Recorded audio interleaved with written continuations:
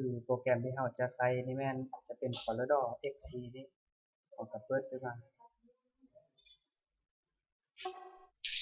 ขึ้นมาได้หน้าตาแบบนี้แล้วเรามาเข้าตัวนี้ New Bank Document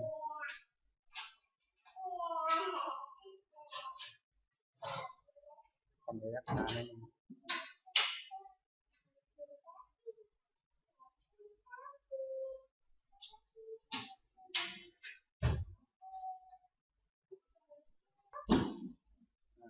เมื่อเราได้หน้าตาแบบนี้แล้วเราก็มาเปลี่ยนเพราะว่าพิมพ์เตอร์อาจจะเป็นพิมพ์เตอร์ AC เลยตรงนั้นมาเปลี่ยนขนาดนี้เปลี่ยนขนาดให้เป็นขนาด AC แล้วก็มาเปลี่ยนหัวหน่วยถ้าเปลี่ยนสังสีหลังจากนั้นก่อนที่เราจะไปพิมพ์ตัวหนังสือเนาะเราต้องได้ตั้งเส้นขอบเจียให้มันก่อนเราจะตั้งเส้นขอบเจียได้เราต้องสังเกตเบิ่งตัวนี้เราต้องซุ่มเขาโดยการหมุนดูมเมาส์ให้ได้อยู่ 400% ก็เอาเมาส์มาใส่แจงนี่แล้วหมุนครับซูมเข้าให้มันได้ 400 จะเห็นว่าลำดับนี้เรียงกัน1 2 3นี่เราจึงตั้งเส้นขอบเขตได้คือเส้นขอบเขตเนาะเราต้องตั้งอยู่4ด้านวันนี้เราจะมาตั้งข้างนี้ก่อนแล้วก็มาดึงเอานิ้วแจงคลิกซ้ายลากไปแต่ละข้างเนี่ยให้เอาเข้าอยู่ 0.5 ตัวนี้จะเป็น 0.5 วันนี้ข้างเถิงนี่แม่น JAC เฮาแม่นมี21คูณ29.7เลย 29.7 ลบ 0.5 จะเหลืออยู่ 29.2 เราก็มาดึงข้างเถิงนี้ลงให้ได้อยู่ 29.2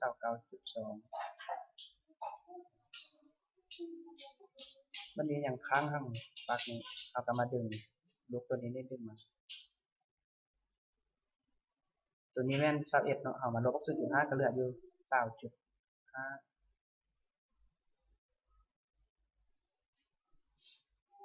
วันนี้ยังเส้นทางรุมนี้เราก็เอา 0.5 คือเส้นทางปากนี้แหละเพราะว่าตัวนี้มันนับแต่0ไปเลยเราก็มาดึงตรงนี้ลงให้ได้ที่ 0.5 หลังจากนั้นเอาเมาส์เขานี้คลิกใส่เขา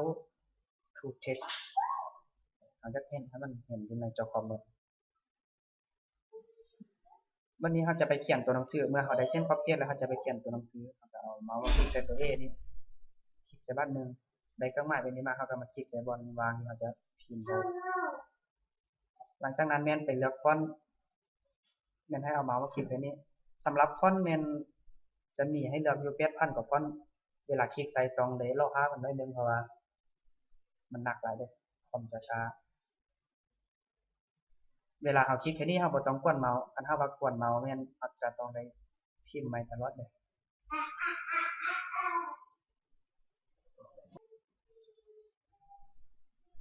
เมื่อเราได้มาสิแล้วเนาะเราก็มาพิมพ์เอาฟอนต์ที่เราจะเอาอยู่ของการ์ดเนาะ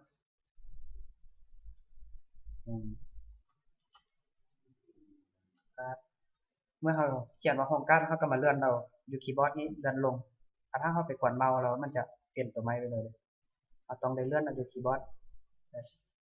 สังเกตเบิ่งอยู่นี่เราจะเอาของการ์ด3-4แต้มเราก็มาเลื่อนเอาอย่างนี้มันสามารถเลื่อนขึ้นเลื่อนลงได้อยู่คีย์บอร์ด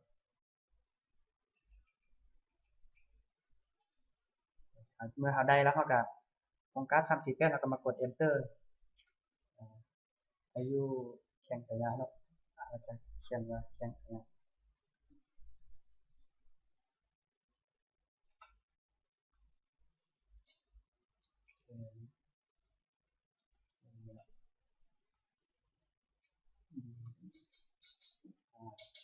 เมื่อพิมพ์ได้แบบนี้แล้วเราเอาเมาส์มาใส่ที่พูดนี้ให้เครื่องหมายตัวเองออกจากเมาส์เราเป็นแบบนี้เราก็มาคลิกความแล้วเราก็มาดึงออกให้ตัวนี้นี่ได้อยู่ระหว่าง6-10ตัวนี้ความรุ่มความสูงเอาเมาส์มาใส่แจงนี่ดึงสังเกตบางลูกศรในลูกศรเป็น2ข้างสีเขียวเราสามารถคลิกซ้ายดึงออกให้ได้อยู่6-10ระหว่าง6-10ตัวนี้แม่นอยู่แป๊บเนาะอาจจะมาวัดแทบเบิ่ง ตัวนี้แม่นรวมสูงพังพยัญชนะแล้วก็สระแม่นรวมกันแม่นทึกอยู่8เนาะแต่วันนี้เฮาอยากรู้ว่าเฮาสามารถซุ่มเขาได้เด้เฮาอยากรู้ว่ารวมสูงพยัญชนะตัวนี้หะนี่เท่าใดปกติแม่นอยู่ในเกณฑ์ของเฮาแม่นอยู่ระหว่าง4 5สั่งสีเฮาอยากรู้ว่าอยู่ในระหว่างใดเฮาจะเอาอันเมาส์มาใส่เอาสี่เหลี่ยมนี้คลิกบัดนึงคลิกซ้ายบัดนึงแล้วก็เมื่อเฮาได้เครื่องหมายไว้นี้มาเฮาก็มาสุ่มเมาส์เข้าแล้วเฮาก็มาเอาเมาส์มาใส่ตัวอย่างตัวเทิงนี้เพียงทางกลางนี้เลยแล้วก็คลิกซ้ายลากลงคลิกซ้ายลากลงให้เห็นเส้นสีฟ้านี่ดวงลมนี่เนาะก็วางอาจจะรู้ว่าขนาดตัวหนังสือมันอยู่นี้ดวงลม 3.3 คันถ้าว่าบ่อยู่ในเกณฑ์ของเขาเนาะเพราะว่าเกณฑ์ของเขาเป็น4 5เด้พยัญชนะนี่เอาก็มาสุ่มเขาแล้วก็มาคลิกออฟอยู่เนาะตัวนี้ก็ปะไว้ก่อนเอาก็มาคลิกความ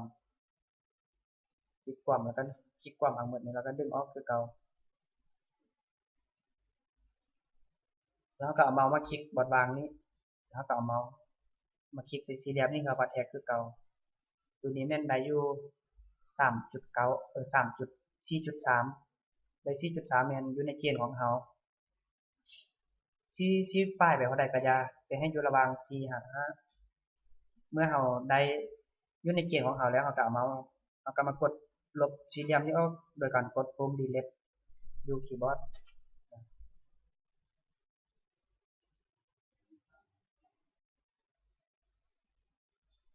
มื้อนี้เฮาจะมาย่อขนาดเขาขนาดทางยาวนี่แม่นบ่ให้ใกล้28ตัวนี้เฮาสังเกตทางเทิงนี่เนาะสำหรับย่อลงยาวแม่นให้ย่ออยู่ข้างๆบ่ใกล้287.2บัดนี้เฮาสังเกตเห็นว่าตัวนี้มันเป็นสีดำเนาะเฮาจะเปลี่ยนเป็นสีใหม่บัดนี้เฮาก็ไปนำเอาตารางสีเข้ามาโดยการไปเข้าอยู่ที่ไฟล์แล้วก็ import ตัวนี้เฮาเช็คตารางไว้ใส่เฮาก็ไปซอกเอาอยู่2อันอยู่ในคอมของเฮา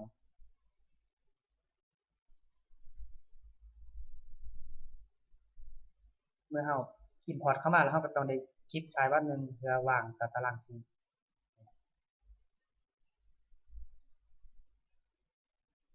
วันนี้เราจะเอาเครื่องหมายจุ่มสีมาเปลี่ยนสีตัวนี้แนะนำให้เรามาเข้าใส่นี้โดยการคลิกซ้ายค้างไว้คลิกซ้ายค้างไว้แล้วก็มาเลือกเอาตัวนี้เป็นเครื่องหมายจุ่มสีเครื่องมือได้เปลี่ยนละวันนี้เราจะเลือกเอาเป็นคันสมมุติว่าเจ้าสีดำไม่แนะนำให้เอาอยู่3 4 5 6เพราะว่าจะออกเป็นสีกลมๆจะงามคันว่าสีแดงไม่แนะนำให้เอาอยู่เบอร์8เดี๋ยวเบิ่งตามตารางสีนี้เลยตัวนี้เราจะมาเอาอยู่เบอร์4เนาะเราก็มาคลิกใส่นี้หลังจากคลิกใส่นี้จุ่มเอาสีแล้วเราก็ต้องได้มาเข้าตัวนี้คือเก่าเพื่อเอาเครื่องหมายเทสีเมื่อกี้ที่เป็นเครื่องหมายจุ่มสีเราก็คลิกซ้ายค้างไว้แล้วก็มาเปลี่ยนเครื่องมือเป็นเครื่องมือเทสีเราก็ซูมเข้ามาคันถ้าว่าตัวที่ห้องสี่เหลี่ยมนี้บ่เป็นห้องเต็มเลยเป็นห้องประวางไว้นี้จะเปลี่ยนไซส์สีแต่ครอบคันถ้าว่าเป็นห้องเต็มแบบนี้จะเป็นไซส์สีหมดตัวหนังสือ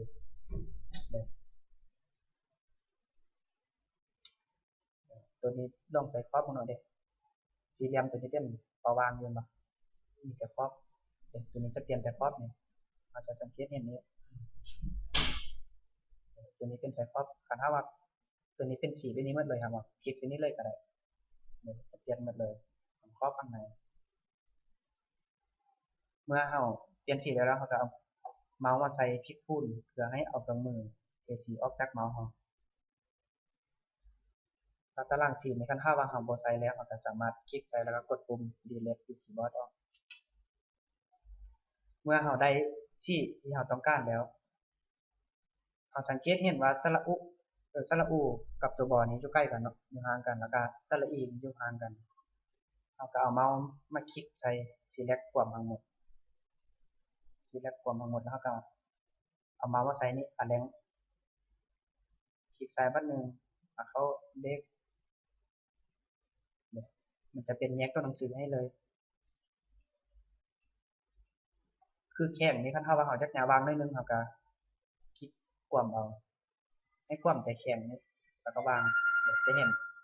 ขอบสี่เหลี่ยมนี่เม็ดดำๆนี่ออมแต่แข้งนี่เฮาสามารถกดยางออกอยู่คีย์บอร์ดนี้ไปซ้ายไปขวาคันถ้าว่าเฮาเอาเมาส์มาคลิกไปที่นี้เลยแล้วมันจะขึ้นเทิงลงลงมันจะบ่เสมอกันเด้เราจะมาเลื่อนดูคีย์บอร์ดนี้เลื่อนไปหน้ากับหลังได้เราสามารถซุ่มเข้าได้คือสระอูนี่เราสามารถจับย้ายไปได้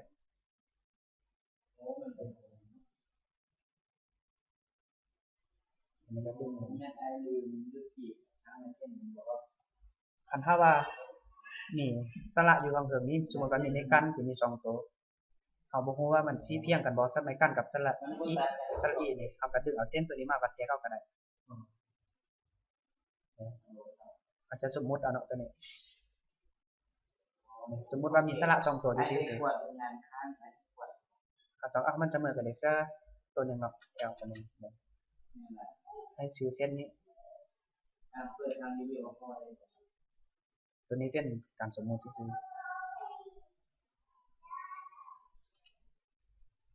หลังจากนั้นเฮาแปลงแล้วเฮาก็มา select ความคือเก่า select ความคือเก่าเพราะว่าเขาจะกรุ๊ปมันได้บ่ให้มันย้ายเวลาเฮาดึงไปก็มันไปนำกันบ่ให้มันแตกกันเอาการมา select ความมาเข้าอันแรงคือเก่าแล้วมาเข้ากรุ๊ปนี้บัดนี้เพื่อเขาจะเฮ็ดเป็นกรุ๊ปให้มันอยู่อันเดียวกันเวลาย้ายมันก็จะย้ายบ่ได้จะไปนำกันเหมือนกันนั่นล่ะตัวนี้เฮาบ่ให้ใกล้อยู่สเปซเนาะใกล้เฮาก็ย่อเข้า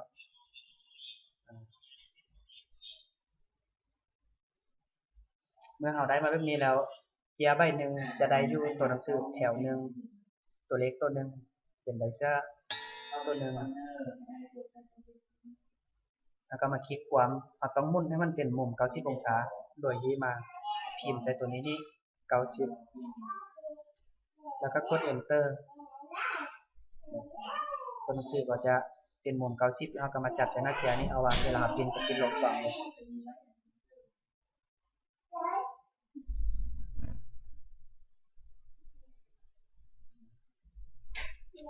ตัวนี้กันถ้าว่าบ่จำคอร์ดดีเราก็สามารถเลื่อนดูคีย์บอร์ดนี้ได้แต่เราบ่ให้เต็กเส้นคอร์ดเทียบของเราตัวนี้ยังหลายอยู่เราก็ดึงออกไปได้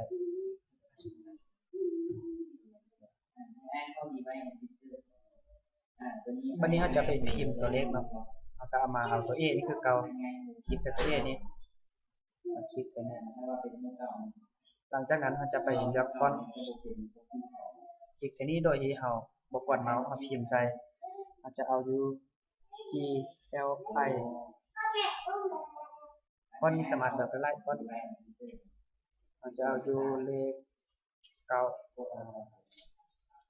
เมื่อพิมพ์ได้มาสิแล้วเอาเมาส์มาใส่นี่คลิกคูณแล้วมาขยายออกมาให้นึงโดยการให้เมาส์เป็นเครื่องหมายลูกศรอยู่2ข้างเอาก็ดึงเอาได้ขยายออกมาให้นึงเมื่อได้มาสิแล้วเฮาลงซูมของตัวเลขนี้ให้ได้อยู่25เพราะว่าเป็นค่าตายตัวเลย25เขาก็มาพิมพ์ซะนี้คันถ้าว่ากุญแจนี้บ่ล็อกเราต้องได้ล็อกให้มันสมมุติว่าเป็นไขอยู่ซี่เนาะกุญแจนี้เป็นไขอยู่ซี่เราต้องได้ล็อกแล้วก็มาพิมพ์ซะนี้บัดนี้พิมพ์ใจ25เอาจังได๋ความสูง25จังซี่พิมพ์ใจแล้วก็ enter จะบาลานซ์ให้เฮาเลยโดยที่ความกว้างนี้จะบาลานซ์ให้เฮาเลยแต่ต้องได้ล็อกกุญแจก่อนเข้าใจอยู่เนาะวันนี้เราจะมาเปลี่ยนสีเพราะว่าเสื้อตัวนึงตัวเลขกับตัวหนังสือต้องเป็นสีเดียวกันแล้วก็เอาเมาส์มาใส่เครื่องมือจุ่มสีนี่คือเก่าโดยการคลิกซ้ายค้างไว้แล้วก็มันเลือกกับเครื่องหมายจุ่มสีเราสามารถมาจุ่มมาอยู่ตัวหนังสือนี่ได้โดยที่บ่ต้องเอาตารางสีเข้ามาอีกก็ได้สามารถจุ่มมาอยู่นี่เราก็มาเข้ากับมือเฮชีโดยการคลิกซ้ายค้างไว้มาเอาเครื่อง ใหม่เทสีแล้วก็มาเทใส่เอามาใส่นี่เลยเป็นสีใหม่ละหลังจากนั้นเราก็เอาเมาส์มาใส่ปิดคูณสำหรับตัวหนังสือนี่คันถ้าว่ามันระยะห่างมันยังห่างกันหลายเราสามารถดึงลงอีกได้แต่เราต้องได้เบิ่งความเหมาะสมว่าเราจะดึงลงได้ส่ำใดเพราะว่าเดี๋ยวไปนึงเราต้องได้ไปตัดออกเด้เวลาพิมพ์ออกมาจะได้มาตัดเกิงออกตัวเล็กออกตัวเล็กตัวหนังสือออกตัวหนังสือเวลาจะพิมพ์แล้วก็คลิกใส่ดึงลงได้นะก็ถ้าว่ามันจำสิเราก็ดึงขึ้นก็จะให้มีของนี้ยับตัดได้แล้วก็ได้เมื่อเราได้มาสิแล้วเราก็ได้ต้องได้ import เป็นรูปภาพที่เราจะไปพิมพ์มันโดยเรามาเข้าไฟล์นี้แล้วก็มาเข้า export แล้วเราจะเสียเป็นรูปภาพเลยเข้า export นามสกุลนี้ต้องเป็น PNG อยู่ตลอดคันถ้าว่าบ่เป็น PNG นะครับต้องได้มาเปลี่ยนให้เป็น PNG บางครั้งจะเป็นตัวอื่นเด้ต้องได้มาเปลี่ยนให้เป็น PNG เสียบมันจะเสียบไว้ช่องเดสก์ท็อปเนาะจะความสอบง่ายสำหรับชื่อนะครับจะใช้อย่างไรก็ความชื่อง่ายของเราชื่ออันนี้ก็มา export ตัวนี้นี่เข้าบ่ได้กวนอย่างเลยมันจะโอเคไปตลอดเลย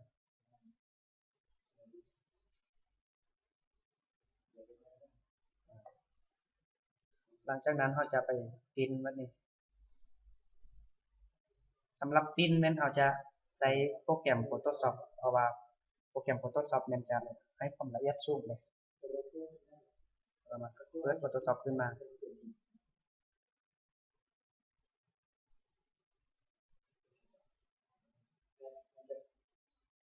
วันนี้เราจะไปนำเอารูปภาพเข้ามาพิมพ์ใน Photoshop แล้วก็มาเข้าไฟล์เพิ่มเอาเสียไปใส่หากาไปค้นเอาอยู่นั้นเนาะมีเสียไปเด็ดออก001ยาวเสียไป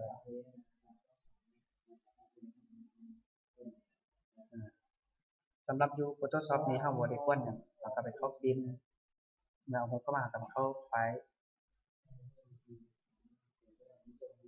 พิมพ์สำหรับพิมพ์นี้เราต้องได้มันเลือกพิมพ์เตอร์ให้ถูกว่าเราใช้พิมพ์เตอร์หน่วยใดนะเพราะว่าพิมพ์เตอร์มันจะมีหลายหน่วยที่เราเอามาเทียบ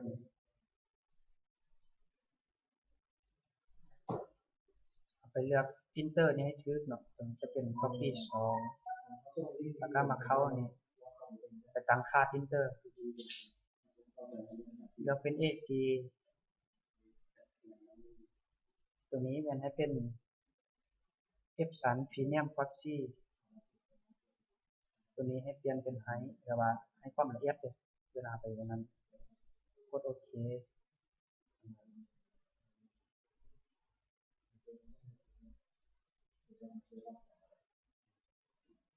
ทุกๆครั้งที่เราจะพิมพ์เราต้องได้มากลับด้านให้มันโดยการมาคลิกใส่นี้ต้องได้กลับด้านทุกๆครั้งหลังจากนั้นเราก็มาพิมพ์เลย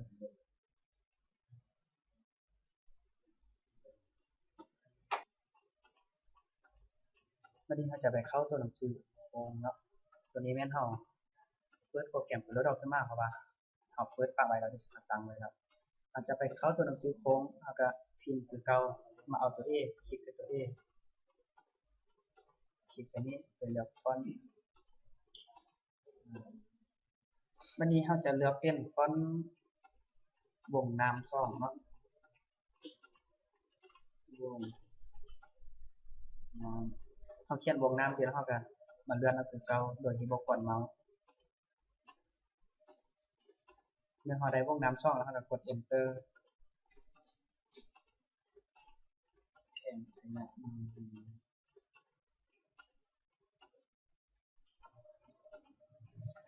บางเทื่อคันถ้าว่าคอมอ้ายมันพิม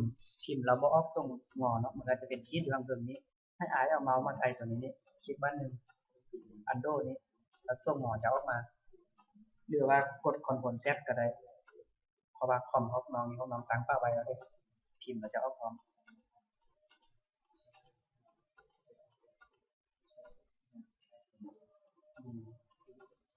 มันเป็นอย่างนี้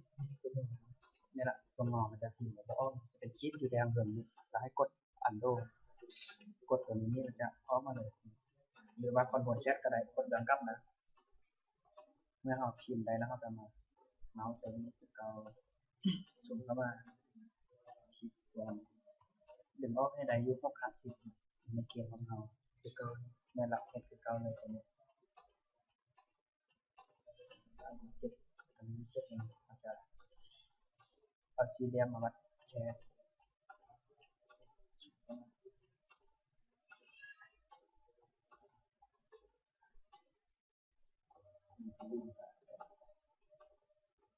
ตัวนี้ได้อยู่3 จุดเด็ดอย่างบ่ทันใดก็เอาเมาส์ใส่คลิกพูดหรือให้ตัวมือสีแดงออกจากเมาส์คลิกกว้างดึงออกมาตัวนี้ได้อยู่4.9ก็อยู่ในเกณฑ์ของเขาอยู่คันถ้าว่าตัวในโพสต์เอากันเนาะนั่นก็ได้4.7ถ้าเราได้แล้วในเกณฑ์เอากันลบออกคือเก่าวันนี้เขาก็มันย่อเขาให้ได้อยู่ชาวบ่ให้ใกล้2 เฟส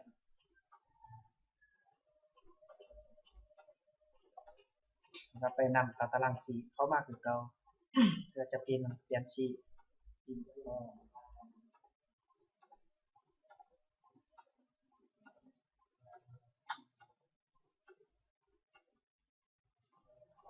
เอาเมาส์ใส่ตัวใหม่เป็นสีอันนี้ก็จะเอาสีแดงแล้วเนาะสีแดงไม่แนะนำให้เลือกเป็นเบอร์8เมื่อจุ่มสีแล้วเอาเมาส์มาใส่ตัวใหม่เทสี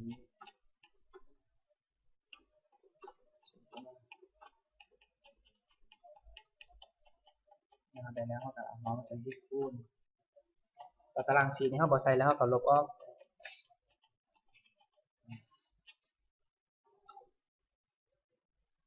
เมื่อเขาเปลี่ยนสีได้แล้ววันนี้เขาจะเฮ็ดเป็นตัวโค้งเอาแม่นเอาเครื่อง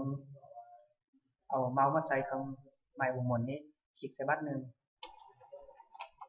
แล้วเขาจะมีลองซูมอยู่แม่นวงมนลองซูมวงมนนี่แม่น16ลองซูมรวมกว้างแม่น36คือตัวนี้แหละกดแหนนี้เลย16 34กับ36ตัวนี้เขาก็มาคลิกซ้ายลากเลยโดยที่เขาบ่วางแล้วเขาสังเกตเบิ่งเทิง2 อันนี้ตัวเทิงแม่นให้ได้36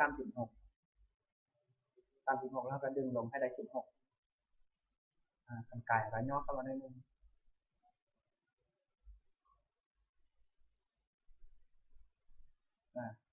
เมื่อเขาได้วิธีเขาวางเอาสังเกตเบิ่ง16ที่ป้ายไปเท่าใดก็จะแล้วก็เมาส์ใส่นี่คลิกคูณดึงวงมนมาใส่ทุกครั้งก็ต้องได้ย่อบ่ให้ใกล้เสาเพชรเด้อคือกันเมื่อเขาเอาวงมนมาใส่แล้วเขาก็มาคลิก select 2 อันนี้พร้อมกันคลิกพร้อมกันหลังจากนั้นเขาจะมาเอาตัวหนังสือกับวงมนเข้ากันให้เอาเมาส์มาใส่เด็กแล้วเข้าใส่คลิกเด็กปุ่มพาส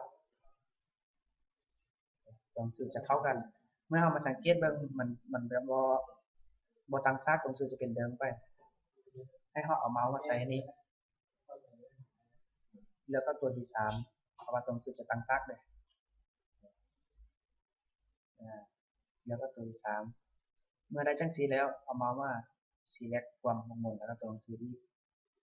เพราะว่าวันนี้เราจะไปเข้าอันเรียนคือเก่าจะแยกตัวหนังสือกับวงมนออกจากกันเข้าอันเรียนมาเข้าเบรกเอาเมาส์มาคลิกใส่บนวางแล้วก็คลิกใส่วงมนดึงออกมา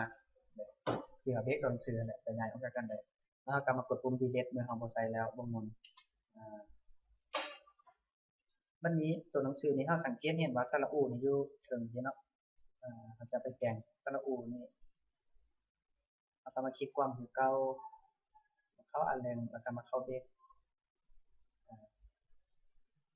สระอูนี่เราสามารถคลิกใช้แล้วดึงลงเลย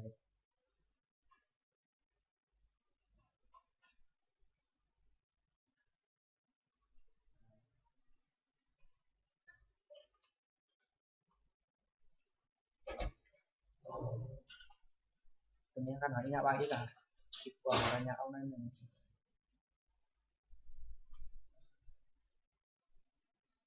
หลังจากเขาแปลงได้แล้วเขาก็มาซีเล็กความเอาทั้งหมดเข้ากลุ่ม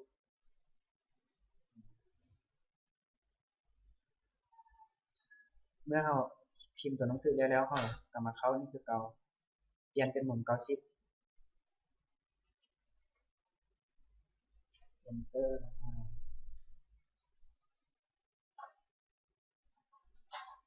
ตัวนี้เขาว่างไปก่อนก็ได้เดี๋ยวเขาจัดวันนี้เขาจะไปพิมพ์ตัวเลขเขาก็เอามาว่าใส่ตัวเองคลิกเอาคือเก่าเลือกฟอนต์จะเลือกเป็นฟอนต์ GLI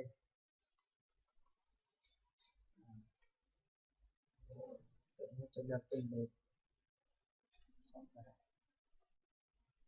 เอาใส่ญี่ปุ่นดึงเอาได้หนึ่งนี่เราก็จะไปใช้ความสูงของตัวเลขนี้โดยที่เราสังเกตบนกุญแจนี่ว่าล็อกบอคันบอล็อกก็ต้องได้ล็อกหลังจากนั้นก็มาคลิกใส่พิมพ์25เพราะว่าเราได้ความสูง25เด้ enter คันเฮาบ่ล็อกนี่ตัวหนังสือตัวนั้นเป็นหยังมันจะบ่บาลานซ์ให้เด้เอา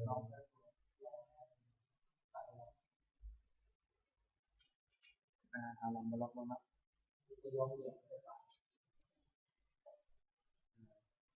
ถ้าว่าเราบ่ล็อกแม่นเรามาพิมพ์ใส่25 enter เด้จะบ่บาลานซ์เพราะฉะนั้นเราต้องได้ล็อกกุญแจให้เงินเราต้องมาพิมพ์ใส่25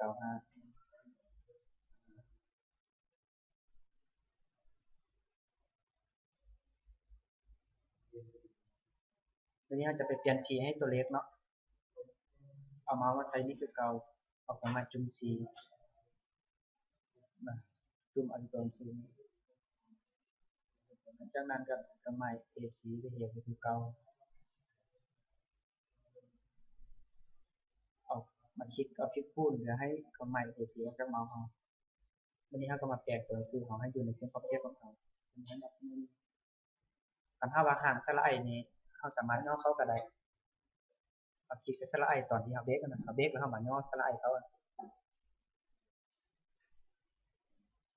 ตัวนี้ตอนนี้จะย่อบ่ได้เพราะว่าเราได้กรุ๊ปบ่ได้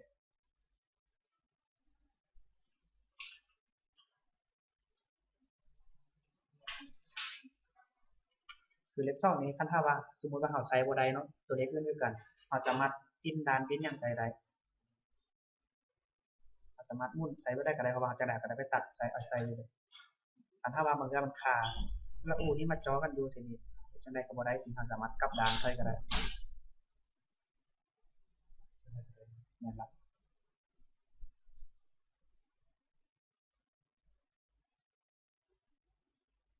ตัวนี้ถ้าว่ามันใช้ได้อยู่มันใช้ไปตามปกติเลยเมื่อเราได้ตัวเลขแล้วก็ตัวหนังสือของเราแล้วเราก็มาเข้า Export คือเราเราจะบันทึกรูปภาพโดยการเข้าไฟล์เข้า Export ตัวนี้นะเดี๋ยวครับตัวนี้เป็นมาเป็น PNG นะครับการปะเปลี่ยนชื่อ2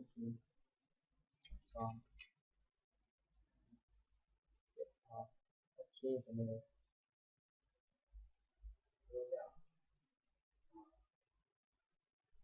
ไอออนเอาเกียร์ใช่เลย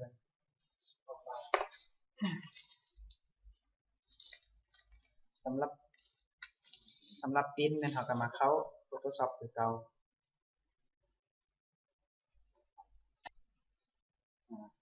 เราก็ไปเพิ่มงบเข้ามาคือเก่า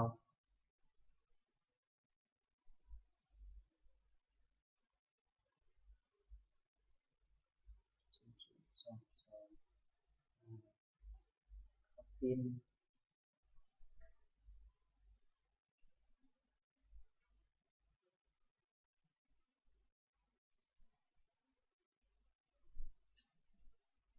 รูปครั้งต้องเป็น Epson Premium Glossy ตัวนี้ก็ต้องเป็นไฮทุกๆครั้งก่อนจะปริ้นแม่นต้องบ่ลืมกลับด้านบางเทื่อมันจะเสื่อมอยู่แบบนี้เด้อันเสื่อมอยู่แบบนี้แม่นเฮามากดใส่นี่กด F นี่ฟังก์ชันนี่คลิกใส่แล้วก็เฮ็ดออกมาแล้วก็คลิกไปเลยจะกลับด้านนี้เฮาก็สั่งปริ้นเลย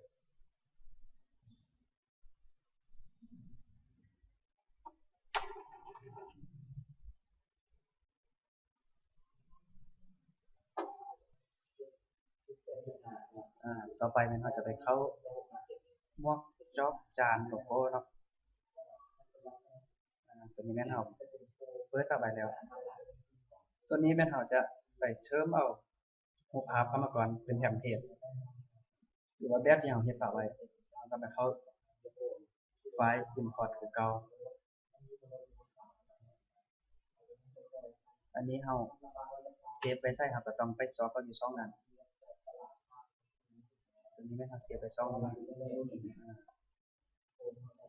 ตัวนี้เป็นเทมเพลตมอบที่ทางร้านเฮาเฮ็ดฝากไว้แล้ว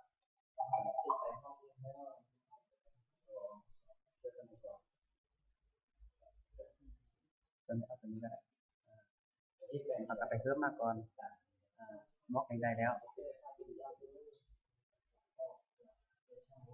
วันนี้เขาจะไปเอาเทมเพลตของจ็อกเอามาเข้าคือเก่า import เป็นที่เป็นเทมเพลตจ็อกเขาจะเอามุกเส้นกลางสี่เหลี่ยมคือตัวนี้เอามาเปลี่ยนทางหาหน้าเฮ็ดปากไว้แล้วเด้ต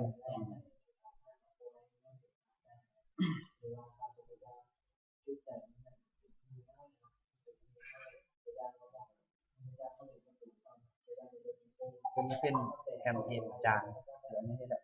คณะเขามีโลโก้เลยเราเอาโลโก้ใส่เลยตัวนี้เขาจะเอาเป็นตัวอย่างตัวนี้ใส่เลย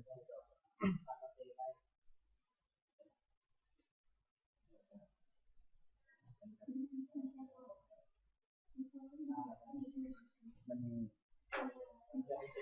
อาจจะไปเอาฮูปมาใส่ทางกลางนี่มันตัวนี้เขาจะเอาเป็นตัวการ์ตูนนะ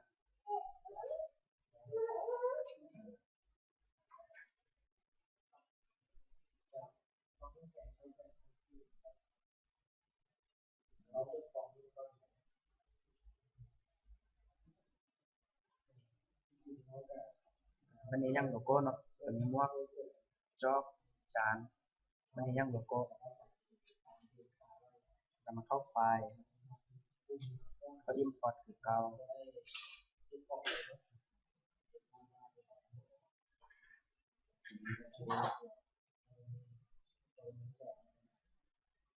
เป็นตาตำรวจนั่นเนาะ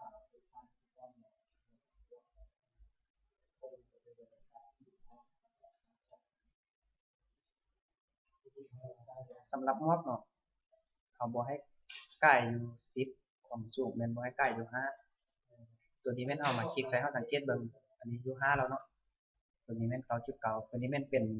เทมเพลตที่เขาเฮ็ดปะไว้แล้วเขาจะเอาแถมมาให้พร้อมเลยเวลาจะไปเอาตัวอื่นใช้คันถ้าว่าสมมุติว่ามันอยู่ใหญ่อยู่ซี่เนาะตัวนี้มันกลาย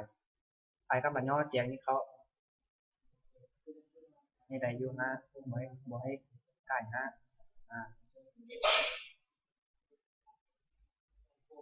เพราะว่าคันเอามาย่อซี่มันจะเสียมุมข้าง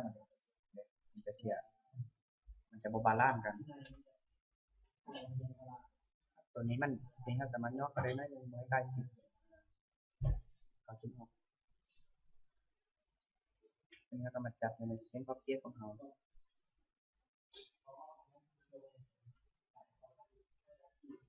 วันนี้เราจะได้หมวกอยู่2ใบเนาะเราก็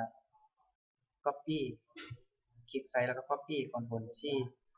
Ctrl V แล้วก็ดึงออก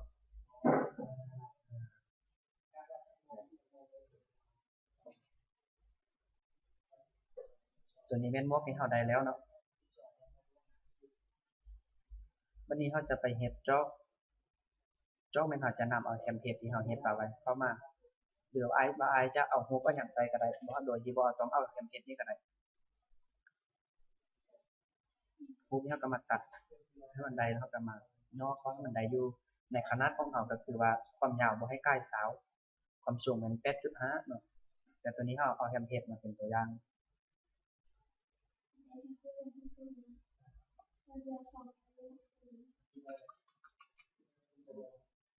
ตัวนี้มันจะอยู่ 8.5 แล้วก็19นี่ได้อยู่เนาะเอาบ่ให้ใกล้เสาเด้วันนี้เราจะเอากระตุ้นมาใส่ข้างกำหัวใจ2อันนี้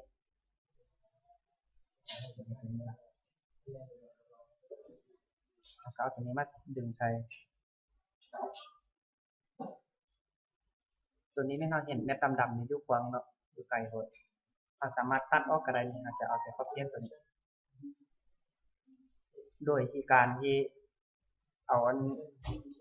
เครื่องหมายสี่เหลี่ยมที่เราวัดแท็กตัวหนังสือนี้มาตัดออกคลิกซ้ายแล้วก็มาดึงใส่คลิกซ้ายดึงลงเขาจะเอาส่วนใดเขาก็สามารถเอาส่วนนั้นได้ตัวนี้เขาจะดึงออกได้นึงเพราะว่าตัดตัวนี้สามารถซูมเขาซูมออกได้เมื่อได้วันนี้แล้วเขาก็เอาเมาส์ใช้คลิกคูณโดยการคลิกซีเล็กความทั้งรูปแล้วก็ทั้งเซตสี่เหลี่ยมนี้ใส่กันเนี่ยแล้วตัวนี้จะขึ้นมานี้ให้เข้ามาเลือกว่าตัวที่3คลิกใส่บ้านหนึ่งตัวนี้จะเป็นสี่เหลี่ยมที่เราเอามาเมื่อกี้นี้เราก็สามารถลบออกได้เนี่ยตัวนี้จะเป็นรูปที่เราตัดเมื่อกี้นี้สังเกตเบิ่งเส้นเม็ดดำๆนี้จะใกล้กันไหมบ่ตัวนี้มันจะอยู่ไกลกว่าเพราะว่าครับพื้นล่างมันจะเป็นสีขาวเดียวมาใส่นี่จะเป็นสีขาวไปเลยตัวนี้เราก็ลบออกเลยจงแต่ตัวที่เราตัดไว้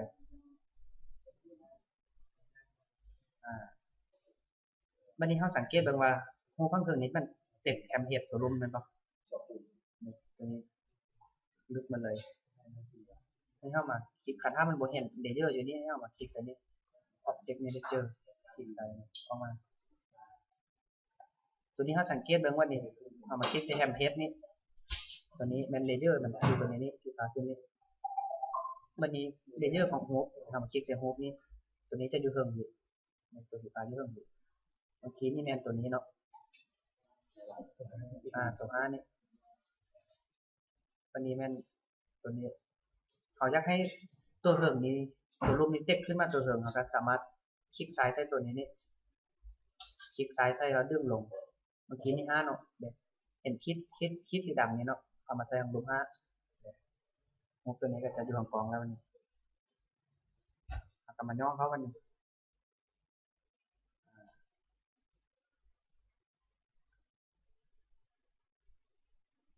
เอามาปรับให้อยู่ในซองหัวใจเขานี่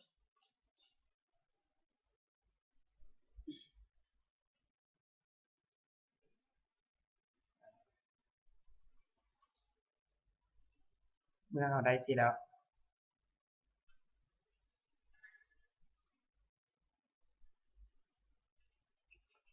อันนี้ขึ้นอยู่กับคำปรับของเราจากใดน้อยจะได้ง่ายสำหรับ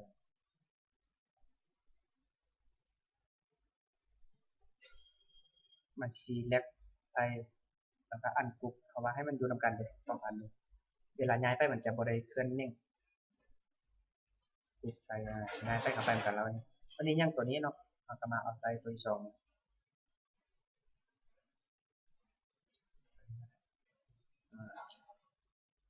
ตัวนี้ก็สังเกตเห็นว่ามันติดกันอยู่เนาะ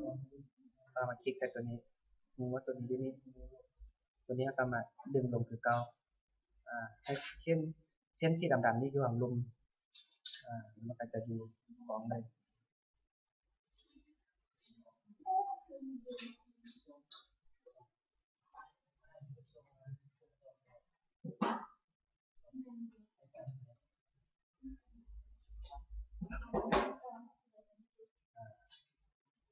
เมื่อเราได้สิแล้วก็มาสีแลกความมากรุ๊ปเข้ากันคือเก่าอันนี้ง่ายก็จะไปทำกันแล้วตัวนี้จะเป็นเทมเพลตจ็อบเนาะเราก็เอามาใส่เส้นพ็อกเก็ตของเราเมื่อเราเห็นแล้ว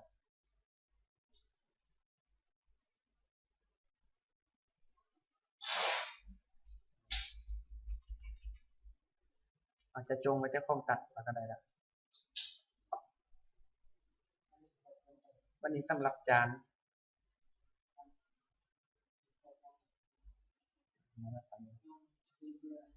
จานนี้แม่น 9.5 เนาะบ่ให้ความกว้างบ่ให้ใกล้ 9.5 คันถ้าสมมุติว่ามันไกล 9.5 เนาะต้องสมมุติว่าสิซะเป็นอยู่15เฮาไปเอาวงมนนี้มาคือเก่าคลิกใส่วงมน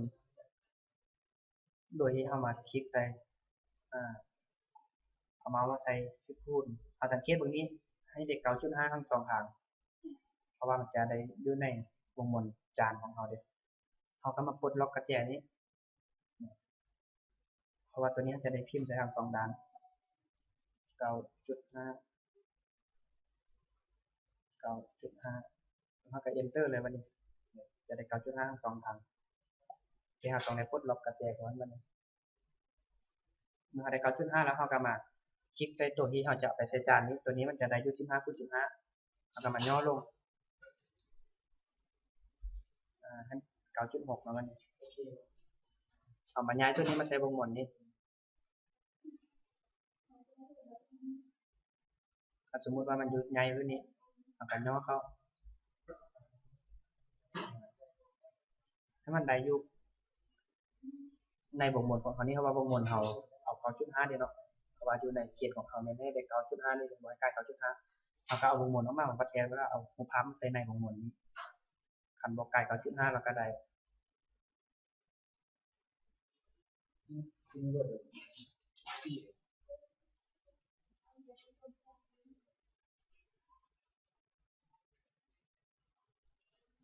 เวลาคลิกให้เราคลิกให้คือกับหัวใจเวลาย่อลง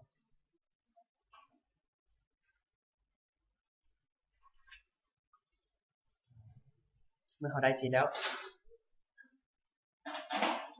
เขาก็มาคลิกความเข้าตัวนี้คือเก่าเพราะว่าจะตัดออกวงมนนี้ก็ลบออกตัวนี้ถ้าสังเกตเห็นว่ามันบัมๆอยู่เนาะตัวเหิมนี่จะบัมๆรู้เวลาเขาเดินวงมนเงาตัวนี้มันจะเป็นสี่เหลี่ยมเป็นต้นฉบับเขาก็ลบออกวันนี้เขาจะเอาตัวนี้มาใส่ทางกลางมาโยกมาผ่าให้เขา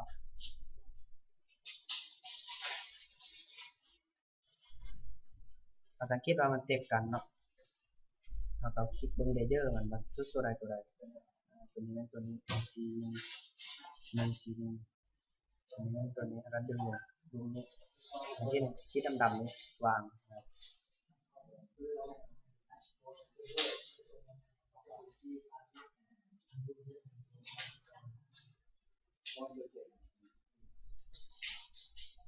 ตัวนี้ใหญ่กว่าแล้วก็นอกไป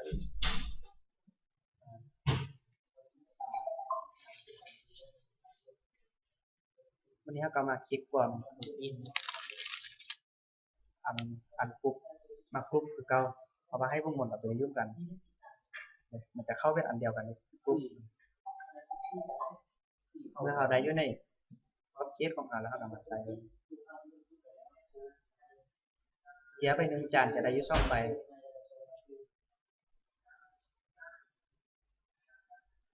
ตัวนี้สามารถเลือกได้ก็ได้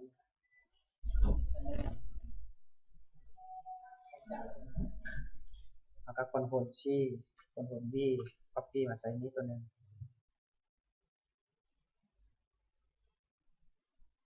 เราเอาไป Ctrl C Ctrl V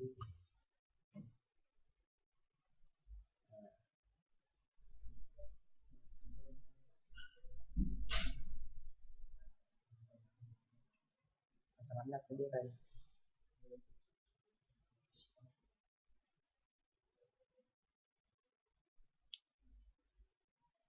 อยู่ในเส้นขอบเขตของเราบัดนี้โลโก้นี้แม่นให้อยู่ระหว่าง6กับ7เนาะเอาก็มาย่อเขาโดยที่เอาย่อแจงเด้อเขานั่นล่ะเขาสังเกตเบิ่งตัวนี้เขาต้องสังเกตเบิ่งว่าตัวนี้แม่น13ตัวนี้แม่น7เนาะเขาสังเกตเอาตัวลมเด้อตัวใดที่เสียงคายใหญ่ที่สุดแม่นให้สังเกตเอาตัวนั้นเพราะว่าบางครั้งโลโก้เป็นวงมนก็อาจจะเป็นค่าซ้ำกันเลยจังไงแต่ตัวนี้ถ้าว่าเขามาย่อตัวข้างๆให้เขามันจะเสียงส่งกันเด้อจะบ่บาลานซ์กันโดยการที่เอาย่อเป็นเอาย่อข้างนี้ตัวนี้แม่นขาใหญ่ที่สุดแม่นอยู่ข้างลมที่เราสังเกตตัวลมบางครั้งก็จะอยู่ข้างเทิงเด้ย่อเข้าให้ได้อยู่ เจ็บเนาะ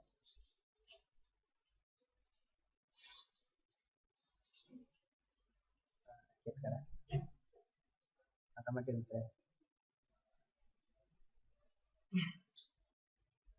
ตัวนี้เราก็เบิ่งอยู่ในเส้นขอบเขตของเรานะครับคอนโทรลซีคอนโทรลบีออกมา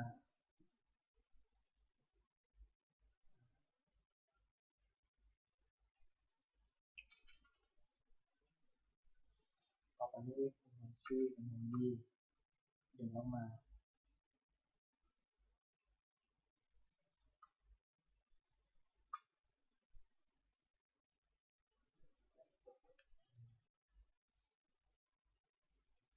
ตัวนี้ตัวนี้ก็ได้กันนะว่ามันจอกันบน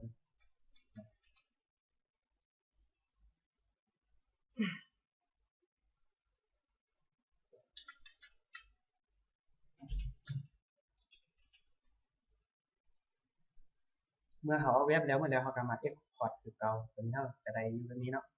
อย่าใบหนึ่งมกสองจ็อกหนึ่งจานสองโลโก้ที่สามอัน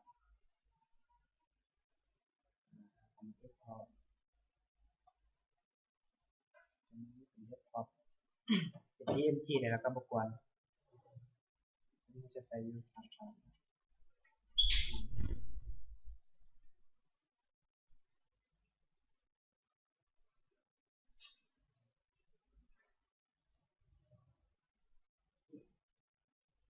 เมื่อหาเช็ดได้แล้วเอาละถัดไป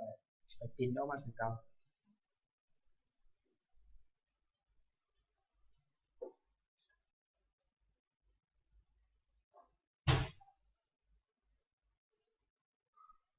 อย่างนี้เนาะ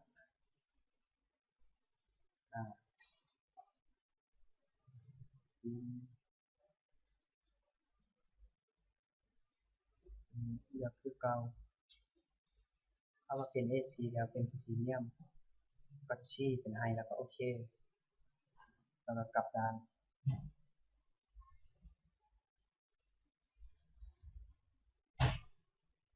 ไอเอาเกียร์ใส่เลยมันแล้วก็มันก็พิมพ์